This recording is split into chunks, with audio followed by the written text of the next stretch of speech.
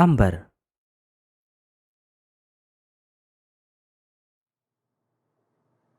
Sudah minggu ketujuh sejak hubunganku dengan Nala berakhir. Tapi bukannya memudar, rasa sedihnya malah semakin pekat. Aku tidak pernah menduga patah hati bisa sedahsyat ini. Apa mungkin karena kami sudah cukup lama berpacaran? Tapi kan waktu sangat relatif. Yang menurutku lama bisa jadi tidak untuk yang lain. Dan tidak selalu waktu berjalan membesarkan cinta. Beberapa ada yang rasanya malah mengecil. Jadi kurasa bukan itu sebabnya. Akhirnya lamunanku kembali berujung tanya. Aku memutuskan untuk menenangkan diri sebelum makin tenggelam dalam kekalutan. Sepertinya semangkuk wedang ronde pilihan yang pas untuk dijadikan media penenang. Tanpa menunda, langsung kudatangi kedai milik Pak Trisno, atau yang lebih akrab disapa dengan sebutan Pak D. Sebenarnya dulu aku sering kemari bersama keluargaku, terlebih saat musim hujan datang. Persis seperti saat ini. Tapi semenjak aku berkuliah di luar kota, lalu kembali dan disibukkan pekerjaanku, ini kali pertama aku kembali ke sini. Setelah sekian lama, ternyata Pak D tidak banyak berubah. Selain kerutannya yang makin banyak, semuanya tetap sama. Perangainya masih menyenangkan, dengan senyum penyejuk hati untuk siapapun yang melihat.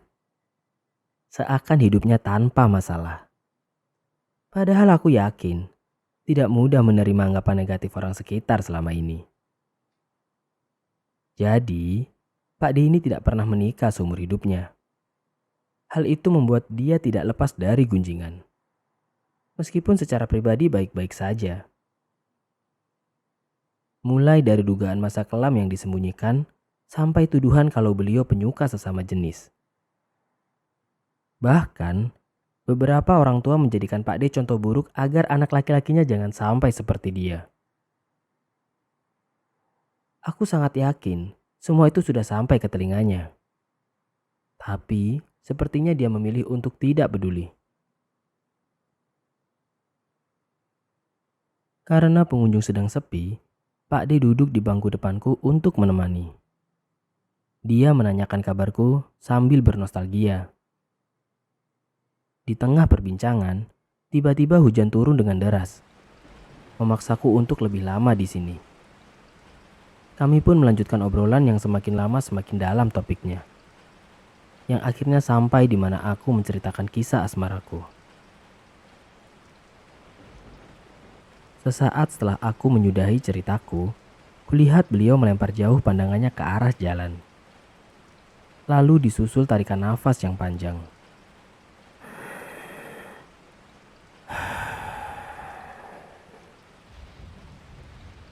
Setelahnya, dengan arah tatapan yang tidak berubah, Pak D melanjutkan percakapan. Dulu, aku juga pernah jatuh cinta yang sejatuh-jatuhnya. Ambar namanya. Seperti namanya, dia membuat hari-hariku menjadi harum mewangi setiap saat. Hubungan kami berjalan hangat dan penuh kasih. Sampai pada akhirnya, tepat 2 hari sebelum hari pernikahan, Ambar pergi menghadap Tuhan. Tanpa mengajak Pak D. Pak D ditinggal sendiri selama-lamanya. Katanya, yang terhenti nafas panjangnya yang kedua. Dirasa sudah bisa mengendalikan diri, Pak D kembali menyambung ceritanya. Setelah dia sudah tiada, hitam dan putih menjadi warna favorit Pak D. Soalnya, warna lainnya ikut turut hilang bersama Ambar. Begitupun hasrat dalam mencari cinta yang lain. Pak D benar-benar sehancur itu. Bahkan sempat enggan melanjutkan hidup. Melihat kondisi itu, Keluarga almarhumah menaruh rasa iba yang mendalam, yang kemudian membuat mereka memohon dengan sangat untuk aku tetap melanjutkan hidup.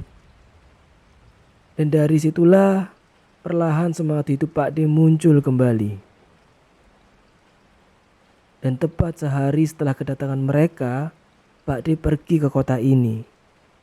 Karena aku merasa di kotaku sudah tidak ada sudut yang tidak berbau ambar, yang hanya akan membawa Pak D di kesedihan yang tak bertitik.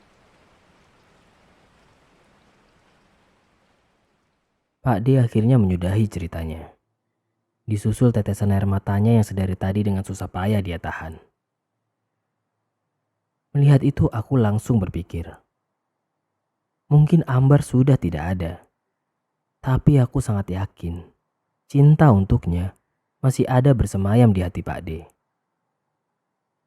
Sepertinya aku juga mulai mengerti kenapa dia memilih tidak berusaha meluruskan berita miring tentangnya. Karena alasan beliau memilih tidak menikah adalah hal yang tidak mudah untuk diceritakan. Sejujurnya, aku malu sudah sesedih ini setelah mendengar cerita cinta beliau. Ya, meskipun cara menerima setiap orang tidak untuk dibandingkan, tapi memang aku merasa harusnya tidak sepatah arah ini. Karena nalaku tidak pergi sejauh Ambarnya pergi. Jadi, setidaknya masih ada harapan untukku bisa mendapatkan cinta Nala lagi. Masih bisa aku kejar dan perjuangkan lagi. Meskipun pada akhirnya nanti hasil buruk yang kudapat, setidaknya penyesalannya tidak sebesar jika aku memilih tidak mencobanya sama sekali.